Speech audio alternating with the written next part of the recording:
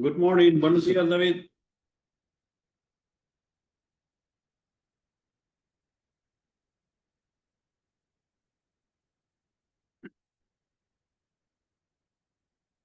Buenos días, Ben. ¿Cómo estás? Bien, gracias a Dios. Qué bueno. Aquí sintonando desde la ciudad de Guadalajara, Ay, qué bueno. Guadalajara, México. Sí.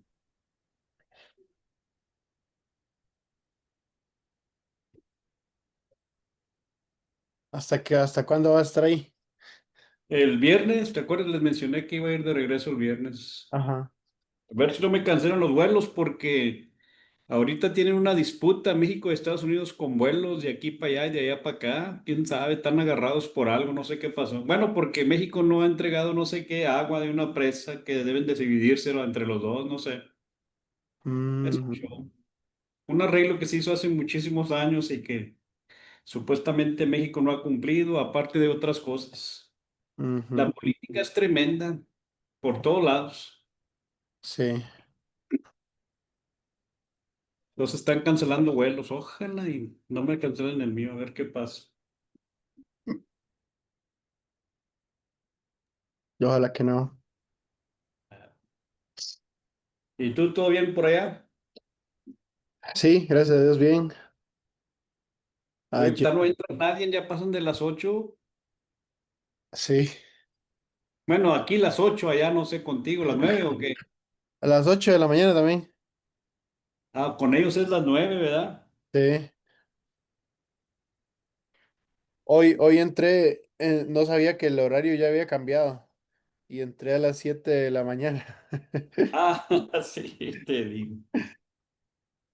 No. Ay, viene ya este. All right, we'll begin the recording and want to talk before we get into. We're in chapter 14, the call perfect weak verb. The fascinating thing here is that we are going to really make sure we have a good handle and understanding of the call perfect strong verb, and then we'll just talk about what changes. Because a lot remains the same, and that makes life so much simpler. But the changes can become or look overwhelming from time to time.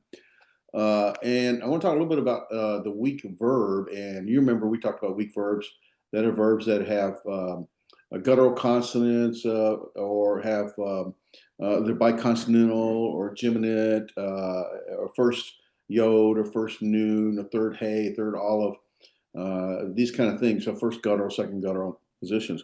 So those guttural positions and those weak verbs will change its form and change its spelling and its vowel structure often, and it can feel overwhelming. In Hebrew, the Ka perfect, remember, describes that completed action, something that's accomplished, something that's settled or finished. But when that verb goes weak, it contains a guttural or some a first yod or first olive or first noon or third olive or something of this nature that letters can drop out. Vowels can kind of move around or change. Rules seem to bend, they're really not. And the verb kind of may looks fragile or maybe even unstable. And so it can make you feel a little bit like, I can't recognize this, but you can. Here's the significant thing: the meaning of the verb did not change. The weakness in form never compromises the certainty in action. So, although its form may appear weak and fragile and changing, the meaning, the certainty, the completeness, the perfective action is still there. When the psalmist wrote in Psalm 132, verse 13, for the Lord has chosen Zion. That's the word Bahar. Bahar, chosen. He has chosen is a cow perfect. When he has chosen Zion, he has desired it for his dwelling place. Bahar is he has chosen a cow perfect form in the weak verb. The second root position is a guttural. The word itself conveys a divine completed action that he chose, and the choosing is done. It's certain. It's enduring. Uh, and so the Lord has chosen to make look, the word itself may look irregular, but the truth is still absolute. What looks irregular still functions perfectly. What loses its letter still speaks a complete word. What cannot hold a doggish lene, or doggish forte, because it's a guttural, still carries divine strength. In other words, the weakness does not cancel out its completeness. God accomplishes his perfect work through imperfect instruments. So think of it this way: we are his imperfect instruments. Just as a verb might, the third hey might drop out, or the third aleph is quiescent, doesn't have a sound, and that changes the vowel structure. Just as these things are weak or missing or changing, uh, God still fully expresses his finished action, his completed action, and he fulfills his promises through fragile people like you and I, through broken vessels like you and I. What does he say to Paul in 2 Corinthians 12, verse 9? My grace is sufficient you, for my power is made what? Perfect in weakness. When we read about the psalmist writing about the Lord has chosen Zion in Psalm 132, verse 13, the Bahar, and he has desired it for all his dwelling place. It's in the perfect tense, or perfect stem, excuse me, for perfect conjugation, in the cow stem. And God has chosen, and nothing weak, nothing missing, nothing irregular, nothing will undo that choosing. The same is true for every believer. God's choice, God's salvation, God's promise, all are perfected actions spoken in his eternal grammar. So when you feel like a weak verb, that's my point here, okay? Sometimes we're the weak verb. We're the irregular verb. We're the incomplete verb. We're unable to hold everything together because we're just not structured in that way. And so when things happen, our form may alter, or the weakness may alter our form, but it cannot cancel our function, and it never changes the finished work that God does in you. He uses weakness in us to show his strength and perfection in his work. And because in his language, what is weak is still perfect, the Lord has chosen Zion, and in him the weak have become perfect, perfectly complete. And so when I think about these weak verbs, they may be weak in form, but their function hasn't changed. They're still in the cow perfect. They're still perfective in the conjugation. So they're still completed. They're still whole. And I think that's important to think about when we think about this chapter 14, the cow perfect weak verbs. And I sort of equate it to us. We're the weak verb. And ultimately, we're the one that may feel insecure or feel inept, but ultimately we're perfected in him. And so that's how I think of the cow perfect weak verbs. As we begin in chapter 14, let me open up the PowerPoint here. Hold on a minute. Let me do that. Excuse me, I normally do that in advance and I forgot. So let me do this right here.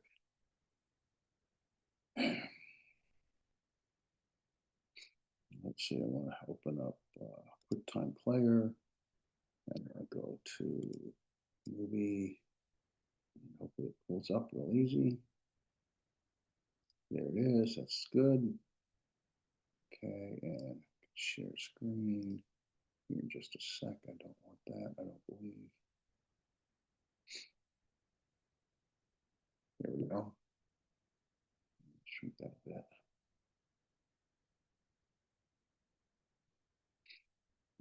Okay.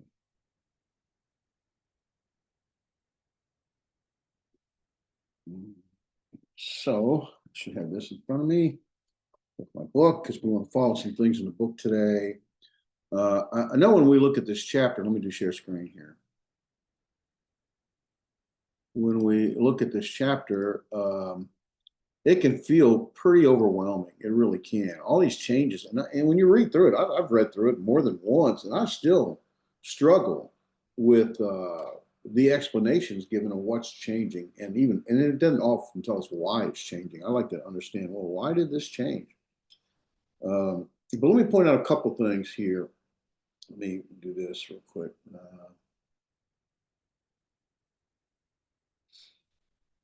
Okay, that should be a little bit better. All right, so if you notice in chapter 14 and page 142, here's the thing that I think is kind of important. He doesn't bring it out in the slides, but I wanted to bring it out here. It does in the book. In the very first paragraph, the last sentence. Okay, I don't know if you have your books in front of you. If you do, it's worth kind of highlighting this.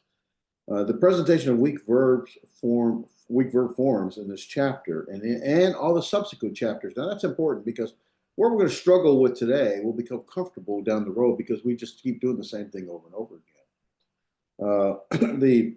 The weak verb forms in this chapter and subsequent chapters is consistently set forth in 4 categories. Now he does not actually break it out in these 4 categories. He kind of does, but he doesn't define it or explicitly state it. But here are the 4 categories. We're going to look at triconsonantal verbs that retain all 3 root letters.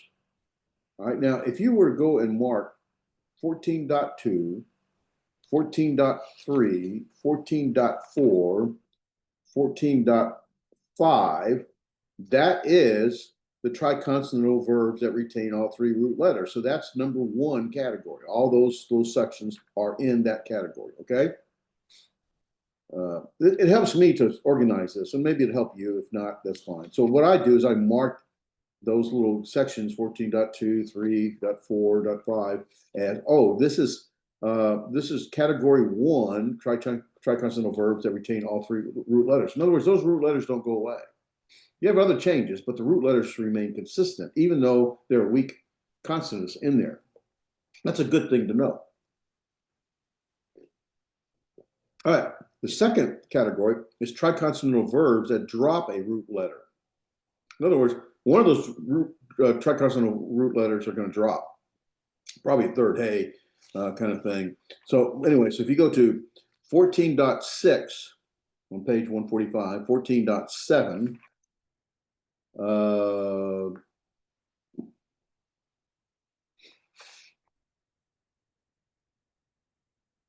14.8, 14.9, those are in category 2, triconsonantal verbs that drop a root letter. Category 3, triconsonantal verbs that are doubly weak, pretty straightforward. That's in 14.10 and 14.11, which are just the notes for that. In the fourth category, biconsonantal verbs is very clearly marked in the passage in the book, 14.2 and 14.3. That made it a little easier for me to organize and structure. The other thing I want to point out is on page 150, the summary. So when I read all these 14.2, 3, 4, 5, 6, 7, 8, all this stuff, it can be overwhelming. But if I start with the summary, and I say, oh, okay, this is what they're really trying to highlight here, and we'll kind of go through this as we move forward. The summary is a good, it's a good overview of what's really happening in a more simple, not simple, but a more concise form. So I want to highlight those sections in this book that will help, I think it helps me to say, oh, what's really important in this section. So we'll look at that. All right, does that help? Does that make sense to you guys? You okay? All right, muchas gracias. All right, so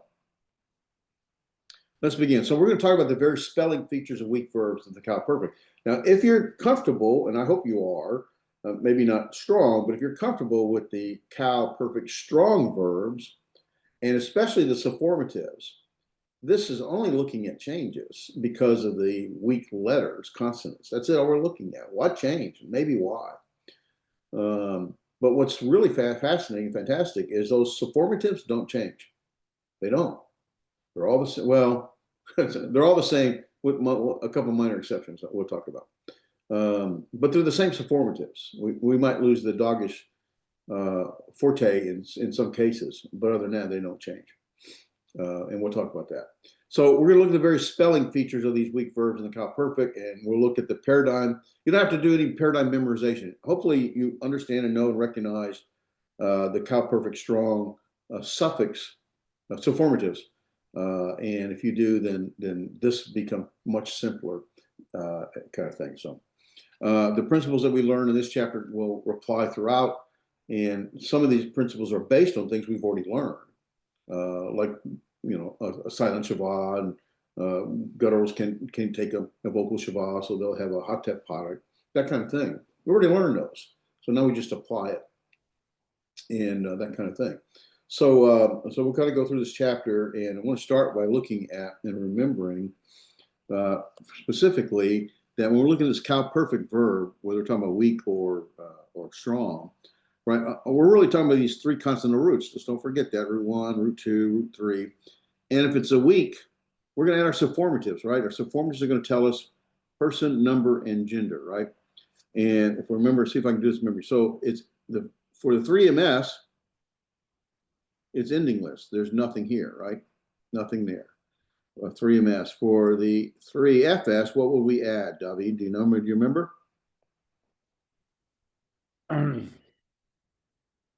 Yeah. The ending or comments hey. Right. And then we go to the 2MS. And do you remember what that would be, Ben?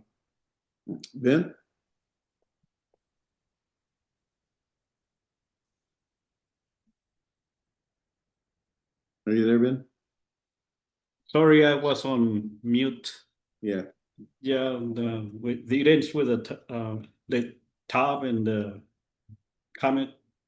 Yeah. And the other thing, a diagnostic feature of this is that the doggish forte is in there. That's important. We'll bring that out later. The 2FS, David, do you remember what that is? Yeah, tab with the Shiva. Right. And then you get the more first common singular. And what is that, guys? You remember?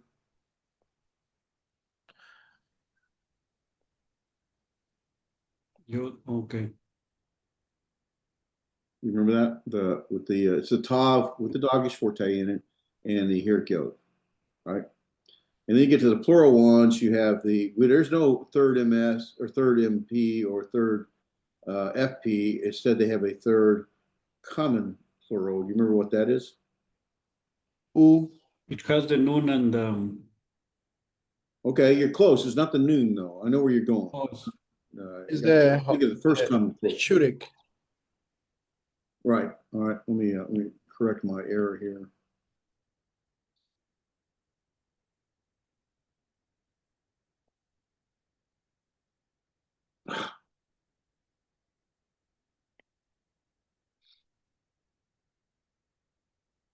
Right, the shirk there. And then you're going to have the 2MP. Remember what that is? Who wants to say what that is? the plural.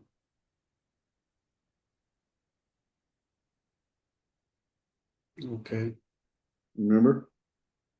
The tab with Harry and Mem. So the tav with the doggish forte and the segol, Seagull. right? And the final mem, right? Same thing for the 2FP, right? We have the same thing. But instead of mem, it's a noon. Final noon, right? And then you Yeah, have, which I think you were talking about earlier, Ben, first common plural, and that would be what? I the remember. noon and yeah.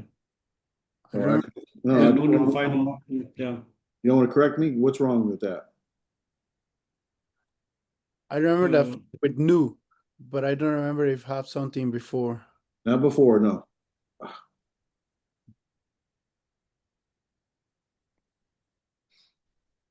So this is the noon and the shirk.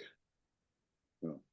All right, so those are the subformatives for the third perfect verb, right? They don't change for the most part. These doggish might drop out in later on, but they really don't change. And they define person, number, and gender, right? First person, third person, second person, masculine, feminine, singular, plural.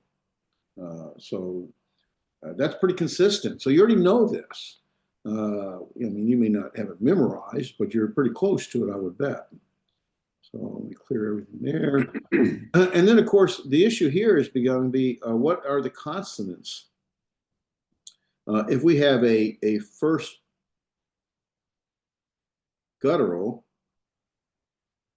or a second guttural or a third olive or third hay. Yeah, that's bad. It's an ugly hay. Hey, you're ugly.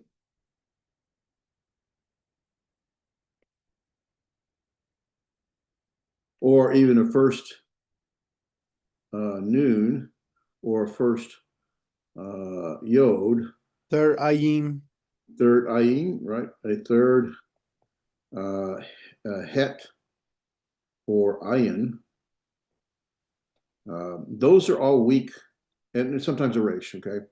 Those are all weak, right? And so because they're weak, they may change in its form. And that's all we're going to be looking at. We'll also see changes in the vowel structure. Normally, we would see for a perfect verb, strong verb, a kametz here in the first root and a parak. That's the norm. But because we extend, we put a suffix on it. Let's say we put the kametz or the kametz hair, the kametz ha there, hey, ha hey, the kametz hey there. Then we've extended the length of the word, so the syllables change. And when the syllables change, we want to put normally the accent on the end. Well, now the accent is not here. It's not here now. It's moved to here. Well, that changes these, and so other changes occur. And so what's happening is as we lengthen that word, we're going to put the emphasis, the accent on the end, and that's going to typically reduce the phonetic emphasis in the beginning or in certain places. So that's what's really happening here, okay? Now, later on, when we do not the perfect, but the imperfect, all right, then we'll be looking at changes there and more here than we were here. But same thing happens, right? These remain the same. Well, yeah, anyway, we'll get there. I don't want to do too much here. Let me clear this. All right.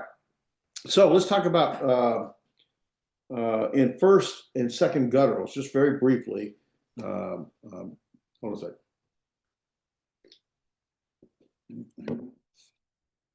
In certain forms, that first guttural and second guttural paradigms, and the hatapatic appears under the guttural consonant, right? The hatapatic appears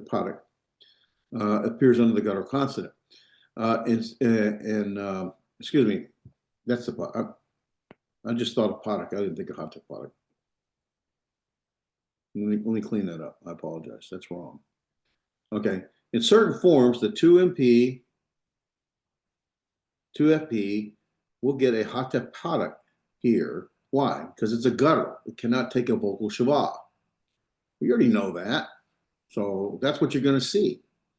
In the third FS and third CP, this is the first guttural position, second, third. There's the suffix, right? Suffix. Sufformative, I mean. Here's the first, second, and third. Here's the sufformative. First, second, and third. In some cases, for the 3FS and the 3CP, because this is a second guttural, this is a first guttural. Here, that first guttural cannot take a vocal shava, which would occur when you lengthen that word. So it uses the hatapatic. That's all. There's nothing new here. On the second guttural, there's our second. Again, you've lengthened the word, the spelling of the word, and this would normally take a shava, vocal shava, but instead it can't because it's a guttural. It's going to take a hatapatic. You already seen that. You already know that. Now you're just seeing how it's applied. That makes sense? You guys okay? All right. So when we look, and what we're going to do is we're going to group first guttural, second guttural, and third het and ayin. And the reason is because they fit that category one, triconsonantal verbs that retain all three root letters. The root letters will stay there. And we'll see some vowel changes, but the three root letters stay. That does make it a lot easier for all of us, for me too. And so the key thing here is where you might expect a vocal shava because you've linked in with the subformatives. you've lengthened the word and you move the accent, you might expect in some places the vocal schwa, instead it's going to be replaced with hot Why? You already know why. These are all gutturals. In a guttural, the first guttural cannot take a vocal schwa, second guttural cannot take a vocal schwa. So ultimately, it's going to take a hot. That's all. So if you look at where there's red in here, now what's fantastic about this? Here's our first guttural. That's what we would expect is the comates and the potic. And when we lengthen it, what happens is we change the syllables. Okay. And ultimately, here's our accent over here at the end. And so this becomes actually, it's not a closed syllable. I apologize. I got to say this rightly. Let's bring this up. I think this is important too. Let me clean this up here. This is our normal strong, right? And when we put the sufformative on it, there we added the sufformative. This, remember this, what's it called? A mepik. That tells us that is a comates, not a comates hatuf.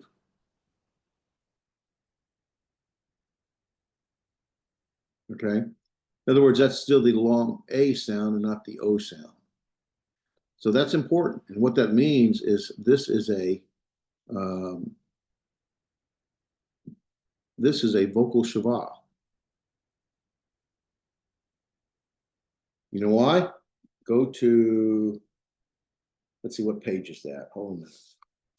12 page. I think I got it right. I could be wrong. Let me see if I'm wrong.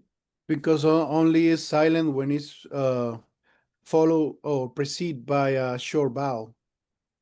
Right. That's it. That's what page I was looking for. I can't remember the page number. Yeah, when it's preceded by a short vowel, then it's a vocal schwa. Okay. So this is a vocal schwa because it's preceded by a long vowel. So it's silent if it's preceded by a short vowel. Yeah, you said it right. You're correct. I don't remember the page number. I meant to write that down. I looked it up this morning, as a matter of fact, but now I've forgotten it. But it's in there. You'll have to find it.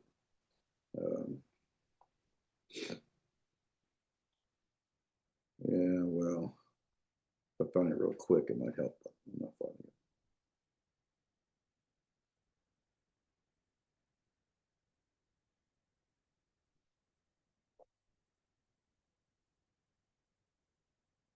It's the rule of Shavuot. Oh, here it is, page 19, 18 and 19. Number one on 18, the Shavuot is silent if the previous vowel is short. Number two, the Shavuot is vocal if immediately preceded by a short, if not immediately preceded by a short vowel. So you're right, David. Muchas gracias, hermano. I only know like 5 words, so I have to say them over and over again. All right. So anyway, so that's what's happening here, okay? We've changed the syllabification. So now this has 3 syllables, right? And here's our accent over here. And this is a vocal schwa because that's preceded by a long vowel. And that's the changes. Now, I don't really expect you to memorize. I don't. I just know that here's the important thing. I know that's a sufformative,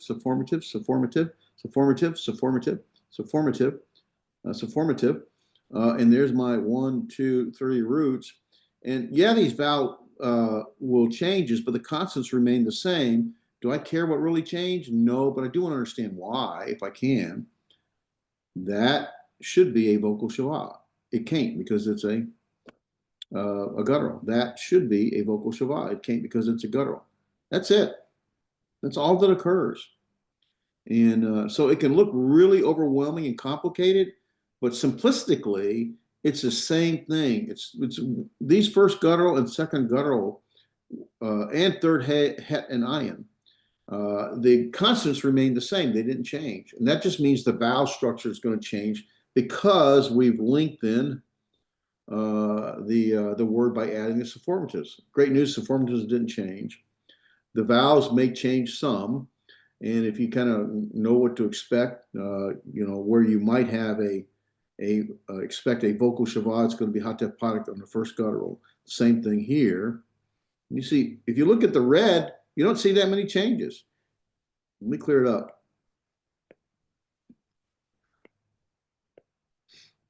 Here, come on. Here, here, here, here, and here. That's it. That's the only places that really change in terms of what we would normally be looking for, expecting. We normally be looking for a vocal shava there. We normally look for a vocal shava there. We normally look for a vocal shava here. Why vocal shava? Because that is a long vowel. So it's preceded by a long vowel. So you expect a vocal shava. Same with there. That's preceded by a long vowel. Now here, it's the same kind of thing. This is more about compensatory. You'd want to have the shava there, but it's not going to. So ultimately, it compensates with the product. There's a reason. I forgot why, though. Let's see if it says it. If we look in page 143, number 2, 14.3, number 2, in the third het and ayin paradigm, the silent shava under the guttural of the 2FS form, right? That ayin there with the padak has changed to a padak. So the silent shava under the guttural has changed to a padak. This is the only change that occurs in the weak verb class. There is no need to memorize the full paradigm. You already know the gutturals, and it changes. It has to do with why did it change? I looked it up now. I've forgotten it. I didn't write it down. I should have wrote it down. It doesn't matter. Here's the point. This first category that he says on 14.1 of the triconsonantals that don't change because of the weakness of the word, it's really pretty straightforward. If you compare it to the strong verbs, and that's what we're talking about. We're comparing to the strong here. Here's the kamates padak, kamates padak, kamates padak, kamates padak. Here's the kamates vocal shava, kamates, kamates vocal shava, kamates, kamates. Now that's a change hatef padak, kamates. So that's what they're talking about. If you understand what's happening in the strong, you see the only changes in the weak are going to be associated with where you can't put a vocal shava because of the guttural. And here on the 2FS, I can't remember why though. I did look it up. I cannot remember why. Took a little research to find out why, but there is a reason for it. Does that make sense? You guys okay? Make sense? David, you okay? Ben, not here. Yeah, I'm okay. Is it not because it's an on accent? Because the accent changes, so you cannot have the long. The accent moved here, Mhm. and you notice the accent is here. So and there's this would be a closed syllable right there, because that is a short vowel, so that's a silent shava, and the accent's there. This would be now we have that syllable, and that syllable. So we have 1, 2, 3, 4 syllables, 1, 2, 3 syllables. There's a reason. I looked it up, and I cannot remember why. I don't remember. Yeah, sorry.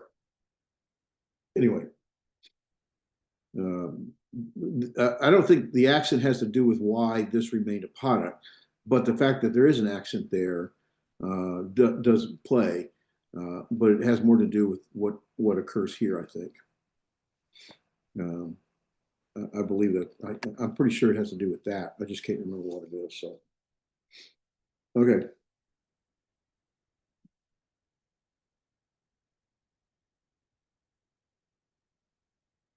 All right, now we're talking about third aleph, right? So third aleph, right? We got root 1, root 2, and root 3 it's an aleph.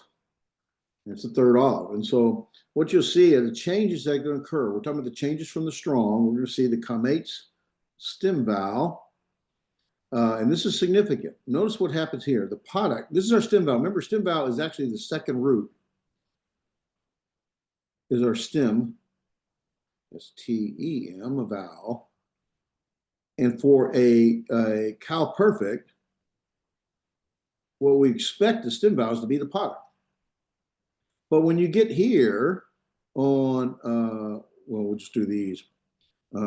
It's the lengthen, and you might think of it as compensatory lengthening of the product to a comates.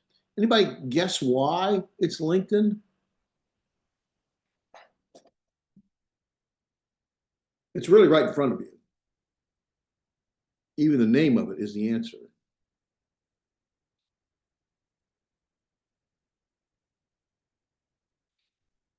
It's lengthened because this olive is quiescent. Remember, quiescent olive is silent. So it doesn't, an olive, when a quiescent olive when an olive is quiescent, when it's silent, it doesn't even function as a consonant, or it just functions as a placeholder for vowels, if it even takes a vowel. And you see in this case, it doesn't. And so it's like it's almost not even there, right? That is, this comates is part of this comates hey, and you see that's just functioning as a placeholder for it. It's not even a consonant. You don't even count it in the syllabification when you divide it up. And so what happens is this product gets compensatory lengthening because that's silent. And so that's all that's really happening here. But that's really significant because what you'll then realize is that when you see this pattern right here with the olive, you'll know it's a third olive. The stem vowel is a comates for third olive, and that's because the olive is quiescent. And there's one other thing that happens that's very significant. You know anything else is different between the strong and the third olive? Take a look and see if you can find something else different.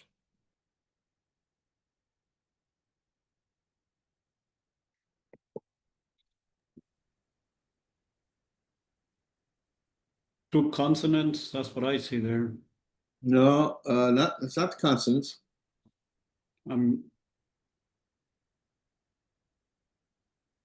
It happens in the sufformative, only in the sufformative. Okay. So we have a quiescent olive, and then there's something in the sufformative that changes.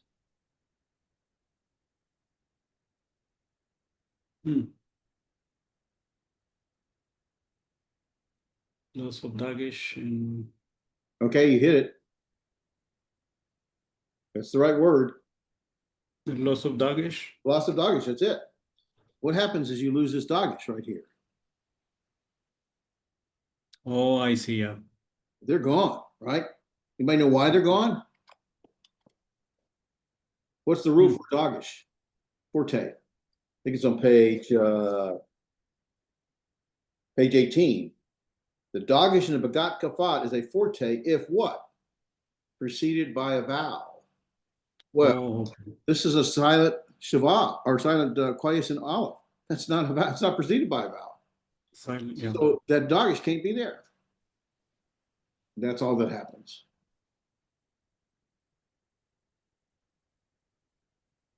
It's really when you look at all the things you already know. Of course, you don't.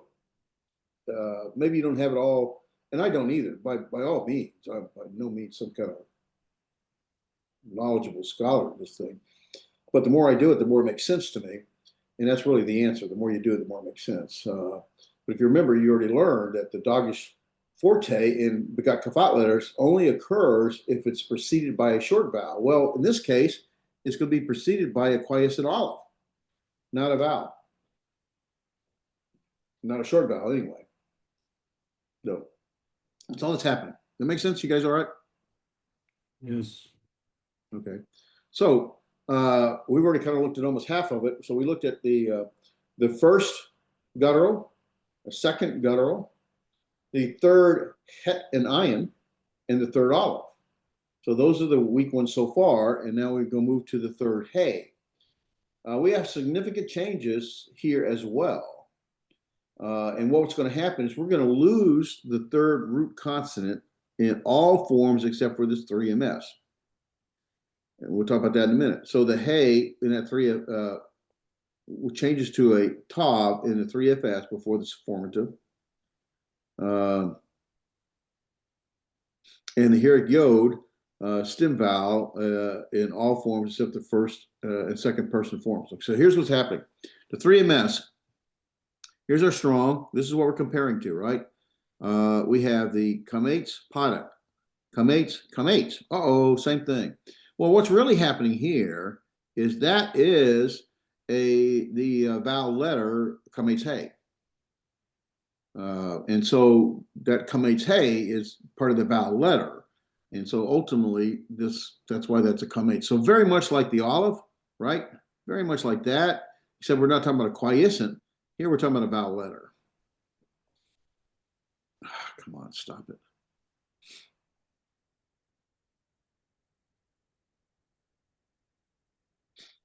Okay, so that is what we end up getting. But here's the other thing that happens. So what happens is this hey will drop out, and I'm going to skip the 3FS for now, and it's replaced with this vowel letter.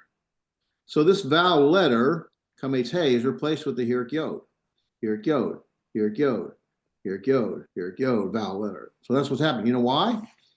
The original form of a third hey verb was actually a third yod, and it comes back when you add the sufformative to it. So its original ancient form before the text we have was a third yod, and for whatever reason, I don't know why, it changed to over time to a third hey. But that third hey comes back when you add the sufformatives. That's all that's happening. Our sufformatives did not change, except for what changed in the sufformative, guys? Compared to the strong verb, what changed in the sufformatives? We have our come-eights, we have the tav come-eights, we have the tav should be. The dagish is dropped also on this. Yes, why? one. Because it's preceded by a short vowel, right? Yes. Right. Here yod is an unchangeable vowel, but it's still short. And so that's why it's dropped. That's right. And so you see, that's all that's happening. This kamete now has become this here yod. Kirjot. That's all that's happening here. Now notice here, what's happening here is we didn't see the here yod. What's actually happening there is that kamete. That's part of the root, right? We got kamete. That's part of it. And we're going to add a kamete to it. All right. When you do that, what's happening is this doesn't drop, it strengthens the top. Now you've seen that strengthening before. We did it in the pronomials with nouns, where the hey changes to a tav. You see it really in the feminine singular form, where the kamete hey changes to a tav, here at yod or a tav segol. You've seen that before. You've seen it in pronomial suffixes, I believe. I think that's right. Yeah, when you add pronomial suffixes to nouns. So that this is not new, but so what's occurring here is that the hey doesn't really drop; it strengthens. This becomes, when you add the sufformative to that kamete, then this strengthens to a tav, and that's all that's really happening. Now, what makes this really neat and easier to help is that this is really identifiable right here. And if you remember this kiryat yod here, almost as it's called it's sort of taking the place of the third root position. If you're kind of recognize and remember that, then ultimately, oh, wait a minute, that's a third hey. So when I want to look it up, oh, that's probably a third hey. So, I mean, it helps you sort of it's a diagnostic feature is my point. Okay. For the 2FS, also we don't have the Shiva, right? Yeah, we don't have that Shiva right here. You're right. I did not look up why. I'm not sure. Let me clean this up to make sure I'm looking at the right things. I'm positive it has to do with the. Let me double check this. Hold on a sec.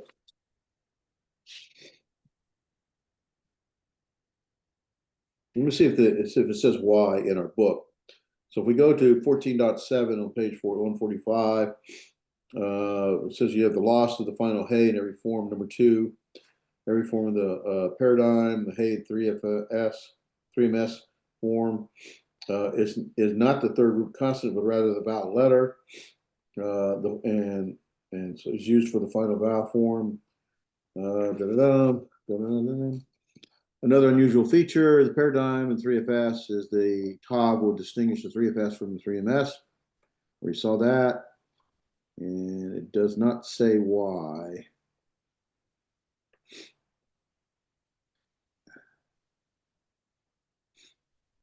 Yeah, it does not say why, and I did not look it up. An important number 4 is important to observe that all second and first person forms, both singular and plural, have a distinctive or diagnostic stem vowel. That's adherent yod. And it's helpful to understand that third hey verbs were originally third yod, where he said that stem vowel of a form like with the adherent yod is reminiscent of the original consonant in the third root. And the cow perfect diagnostic adherent yod stem vowel will help you identify a third hey class verb. So that's what they're saying. But yeah, it doesn't really say why. So, and I didn't look it up. I didn't think about it, but that does drop there. You're right. So I don't know why. Let's see if we can figure it out. So here we have, and there's, so this would be a silent savant.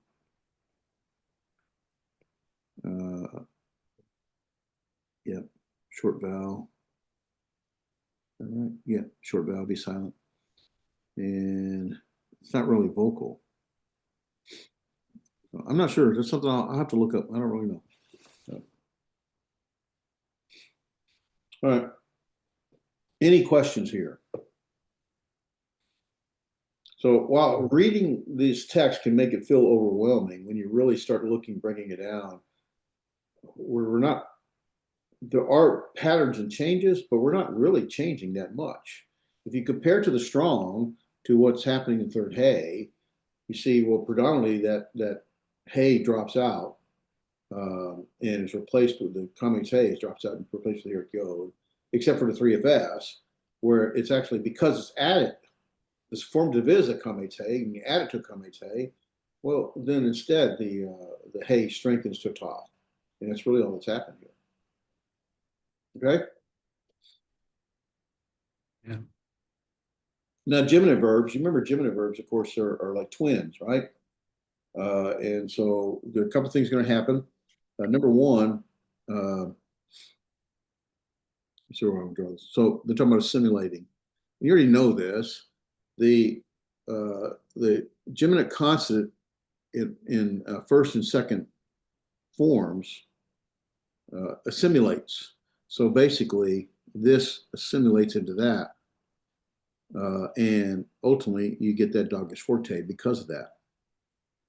That's what that is, right? So ultimately, this assimilates into that, and you get that dogged forte.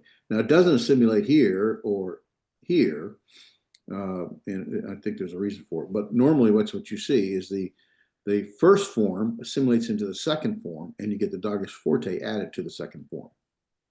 The whole vav becomes what you call a connecting vowel, right? So you added a connecting vowel, really, because if you didn't have it, look, if you didn't have it, what would you have? You'd have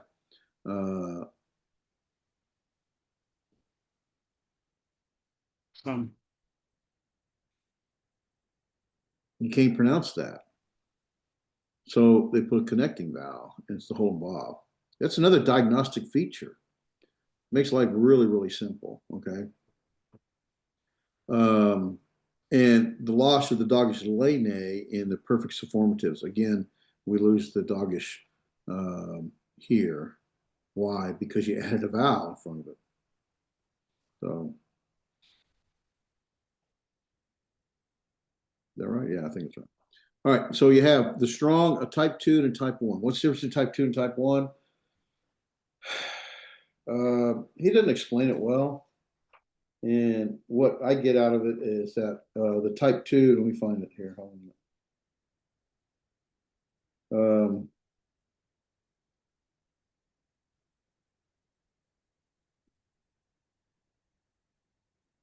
Trying to remember now. Hold on a second. Give me a second.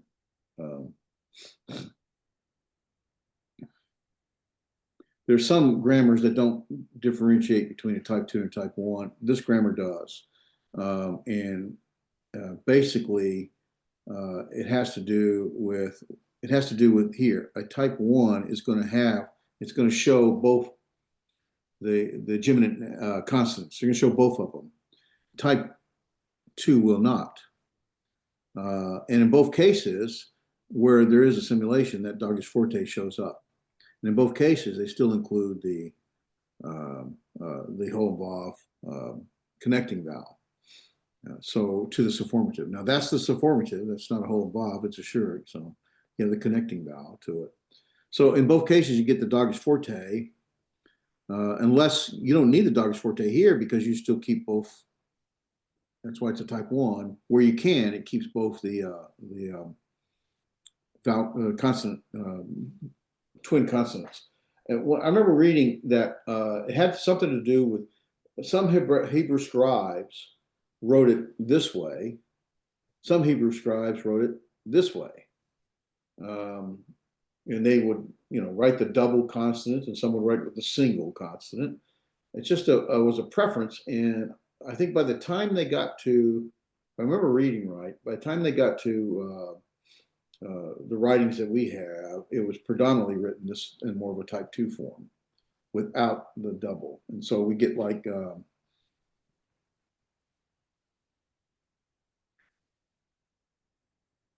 Lev means heart, mind, or will, right?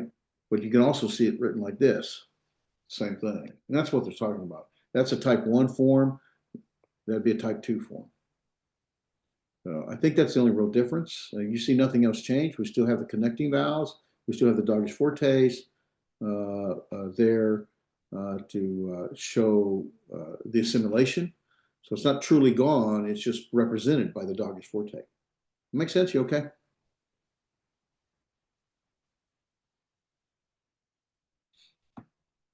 All right.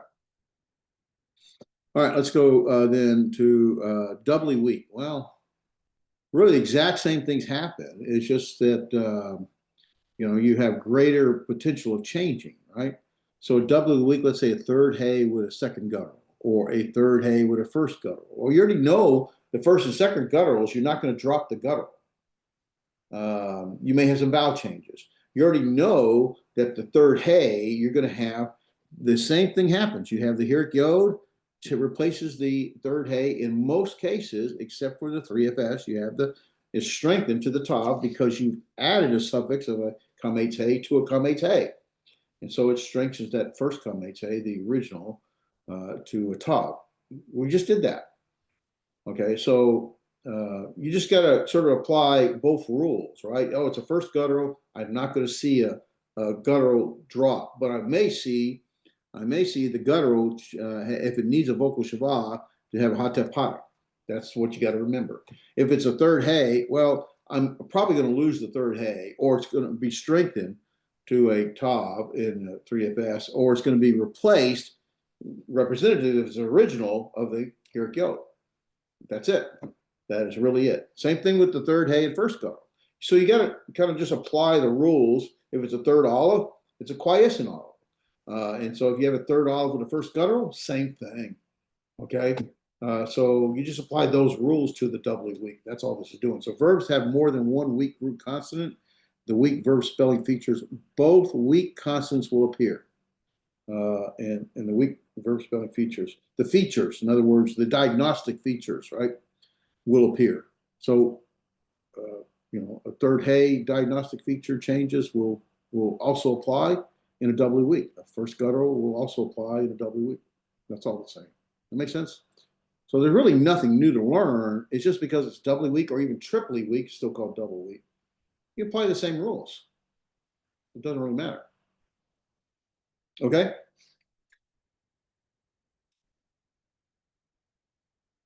I'm trying to look at my notes in my book too as I go, make sure I bring this stuff out. All right, biconsonantal. Well, okay, normally, this is different. Normally we have root one, let's see, root, go away. 1, 2, 3. Triconsonantal is normal, but there are biconsonantal roots, right? I know my squares are ugly, but that's okay, we'll survive. And so a triconsonantal verbs have 2 rather than 3 root consonants. All right, no big deal. And so we see here cow perfect 3ms. Come. Come, I think it means he rose. So that would be he rose. Sam, he set. Ba, he entered. And it's triconsonantal. 1, 2, 1, 2. I mean, that's all you're doing, right? So that's the cow perfect 3ms. But here's the problem. You cannot find com in the lexicon. You cannot find sim and sam in the lexicon. You cannot find ba in the lexicon. You have to find its infinite construct form. Now, we haven't done infinite construct yet, but it doesn't matter. And what the infinite construct form is going to do, it's going to add a medial vowel called a medial. In other words, it's in the middle. A medial or middle vowel. Let me clear this up so it's not so ugly. It's going to add this medial vowel here. And it's going to be one of 3 types. It's going to be the shurik, the hirik yod, or the holvav. That's it. So when you, okay. So there are 2 consonants. Oh, no, I can't talk to you. Go away. I don't know who you are.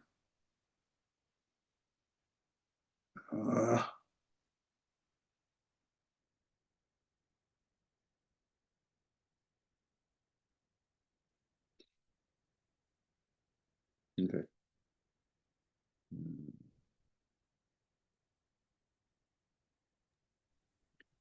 It's interesting for me that ba is to enter. It's like the preposition ba, which is in. No, I never thought about that. Yeah, That, you're talking about the preposition. yeah. In. Yeah, I never thought about the correlation there. Maybe there's a correlation. I don't know. This would be something interesting to look at. Yeah. All right, so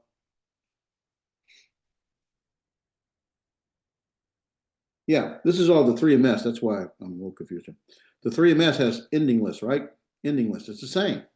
So when you go through the whole paradigm for the cow perfect biconsonantal, 3ms is still ending list. And then you add the suffixes to it. Same suffixes, they haven't changed. But when you look it up, you normally look up the 3ms cow perfect form. That's normally the form, cow perfect 3ms is what you're going to find in the lexicon. But in this case, it's not. You have to look up the infinite construct form, which adds a medium vowel to it. And so basically it's still biconsonantal, but it puts this vowel in the middle of it. It's sort of like a connecting vowel. All right. And you won't find it anywhere else except for the infinite construct form, which we've not done yet, but that's how you look it up. So when you look at biconsonantals, there's 2 root consonants, right? 1, 2. That hadn't changed. 1, 2. And then we add our performatives. Nothing has changed to it. And so you have the comates under the first root here. Comates under the first root. Now, this shortens. Why is it shortened? Well, this is because it's lengthened. This becomes a closed accented syllable. And so that reduces to a apodic. That's all that's happened there. So comates under the first root in the third person, right? Third person, third common plural. And the apodic under the first root consonant in the second and first person, second and first person. That's all that's happening. So here is with a short vowel class. Here's the hirik yod one, and here's the holem vav one. Different words will use different medium vowels, but it's still triconsonant. And the great thing about this is when you look at the strong, and then you look at these, they're biconsonantal, but it follows the same pattern in the suffixes, and you don't see any real changes to anything other than when you look up the lexical form, you got to look it up with the medium vowel. That's it. Make sense?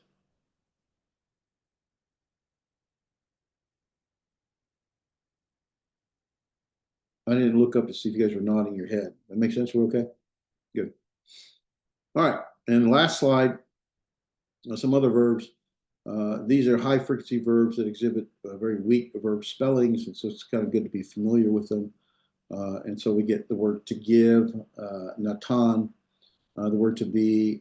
This is very high frequency, means, to exist, to be, to become. Haya, and then to fear, yare.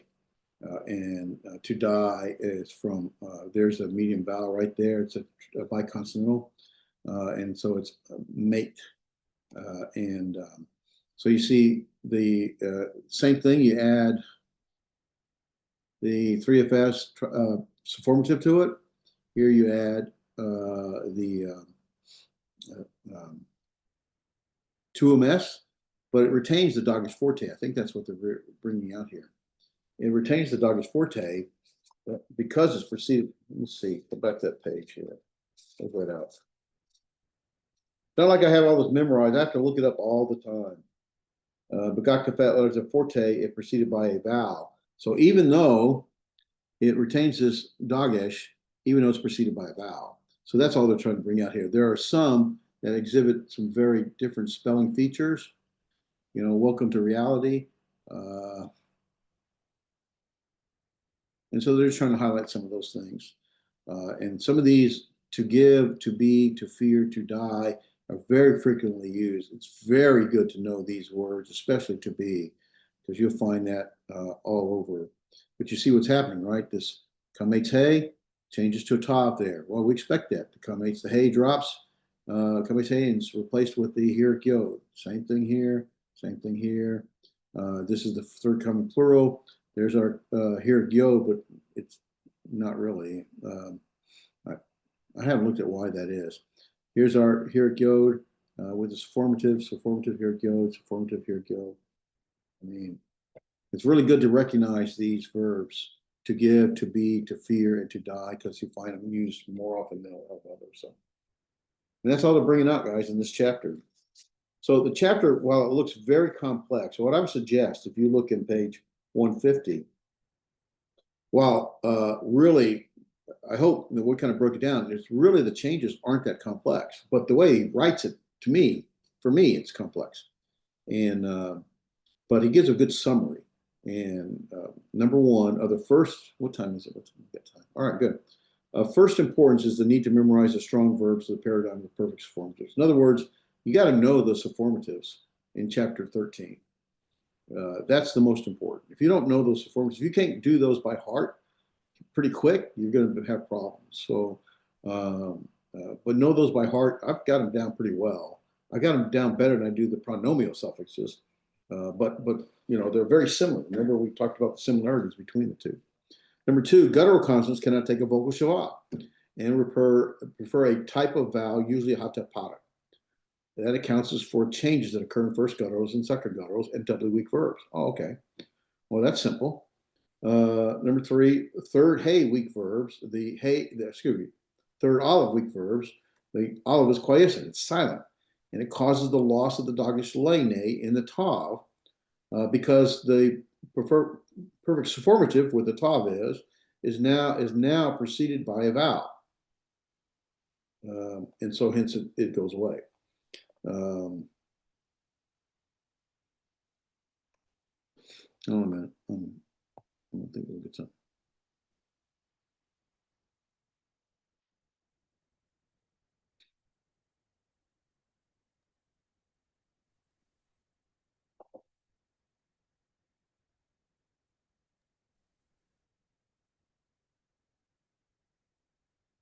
Yeah, I don't know if I like the wording of that, because what I learned was it's not preceded by a vowel, it's preceded by the quiescent olive, and there's no vowel there. So that's why that dagesh is gone. Now, what they're saying in number three, third olive weak verbs, olive is quiescent, got it, causes the loss of the dagesh lene. Okay, so dagesh lene, that's what they're saying. It's not a forte. In the tav of the perfect suffirmatives, because the tav is now preceded by a vowel. So what they're saying is like that's not there. It's preceded by this, or by this, and like that's not there. And this was a dagesh lene, not a forte. So if that's the case, let me look at the dagesh lene. Where is that at? There was a.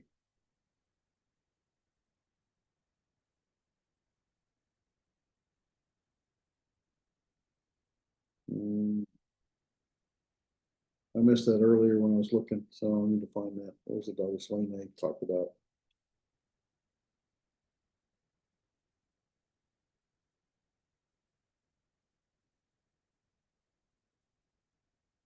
Douglas Forte is on page 12. I thought the Lane was before Forte, was it? Or did it come afterwards?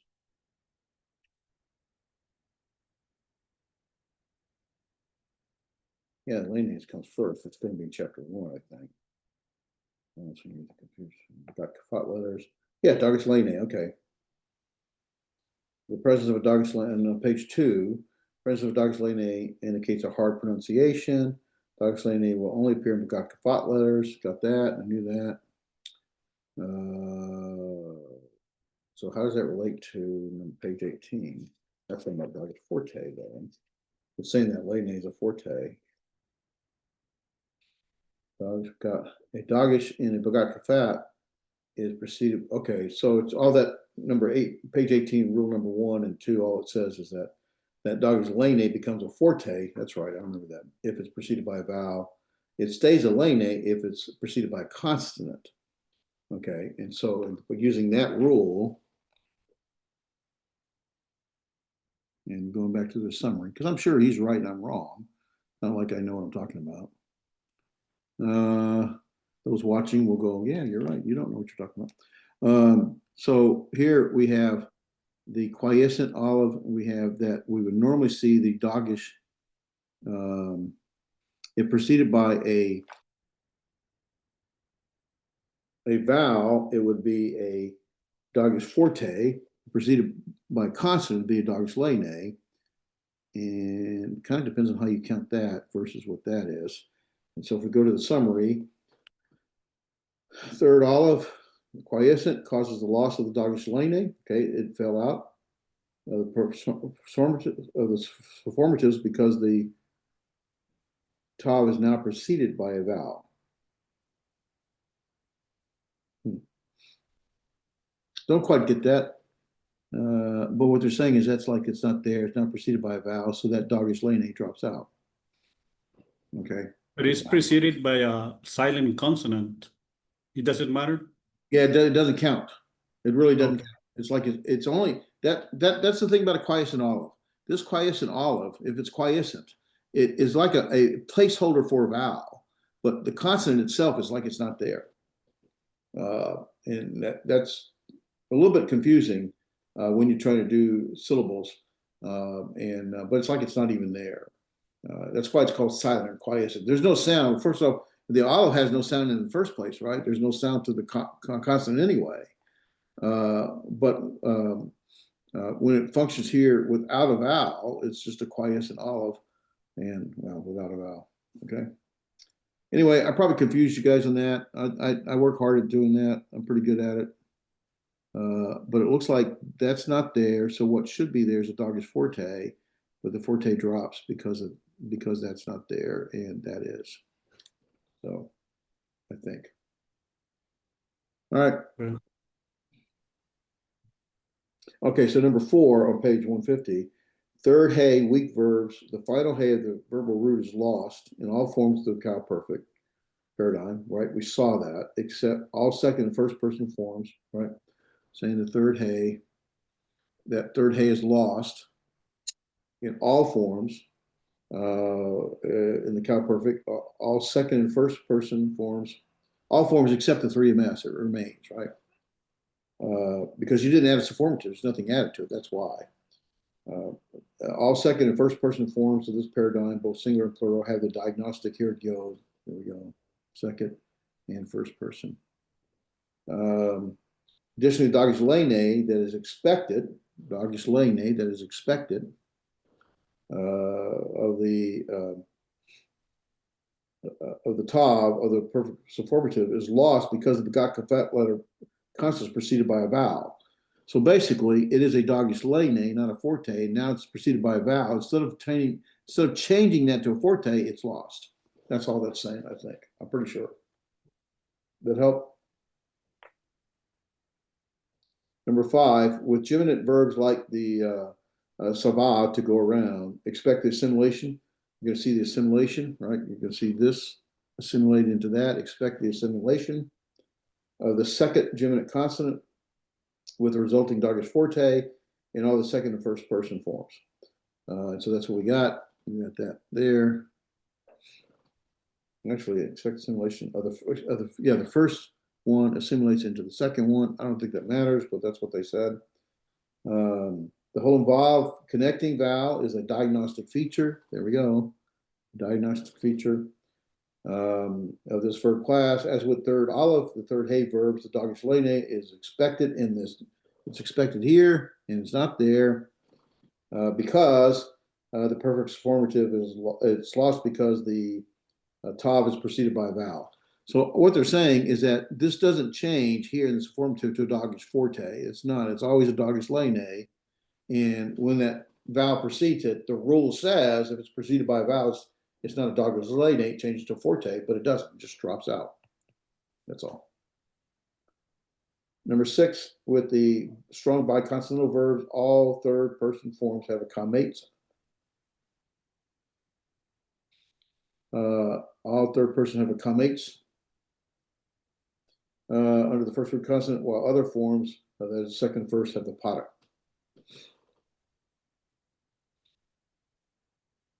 Yeah, potic. Second and first of the potic, third person comates. So I kind of see, to me, the summary is a little bit easier to grasp if you put it and use the pictures at the same time. Hope that helps. Hopefully I didn't confuse you too much, guys. I've always struggled with understanding what and why changed, but they're really quite simple when you really break it down. But it is a lot, to take in. And so hopefully that helps a little bit. Any questions? For So, this, so good. I'm gonna have to read it again. So just to go back a little bit on the book. I mean, I left the book in the house, so Okay, yeah, I get it. Understand. for this chapter, do we have the YouTube video from that source that you have? Let me look and see. Was it in the LMS? I didn't look. If not, I'll look for one. Some of the ones that I've looked at, I don't like using because it causes more confusion, I thought. But I'll double check. I can't remember what's in there or not, David. I'll look today. Okay. Okay. All right. yes, sir. All right. Let's have a prayer. Okay. All right. Go ahead, brother. You have something? No, I was gonna ask you, how can we get one of those shirts with GMS so we can advertise it Well, I can't get around you it a there? GMS shirt, but I can probably get you a GST shirt. I mean, GST, that's right. I Oh, know. sorry, I'm being GMS is. sarcastic. I'm being sarcastic. I'm working on it. I have to buy more, and basically I can do fundraising. So Okay. I've got to buy some more. What size would you wear? Do you know, a medium or Medium. medium? Okay. All right. Well, all I got is extra large stuff. Oh, that's fine. Actually, all I got really are like 2X and 3X left. But I'll look for something. I would like to get all the students that are. I don't normally give them out to students when they first start because I don't know how Yeah. long people are going to stay. Not everybody stays, Yeah, I know. But That's fine. yeah, definitely. Let me work on that for you. Okay. All right.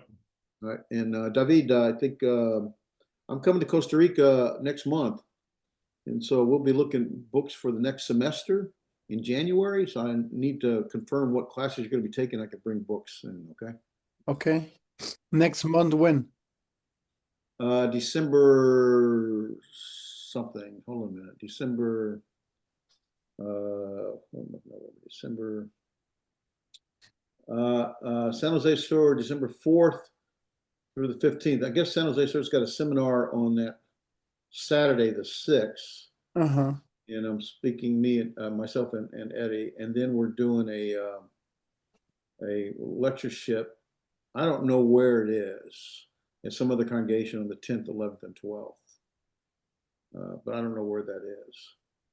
He knows. I don't know. He told me, but I don't recognize it. So Okay. talking about church discipline and church unity and that kind of stuff. So Okay. all right. So anyway, if you look ahead to the classes coming up and we confirm which ones under you're really technically a full-time student, although you've had some classes already. But as you look ahead, we want to. Where can I find those that are I coming? emailed them to you like 3 times already. I've emailed them to everybody like 2 or 3 times already.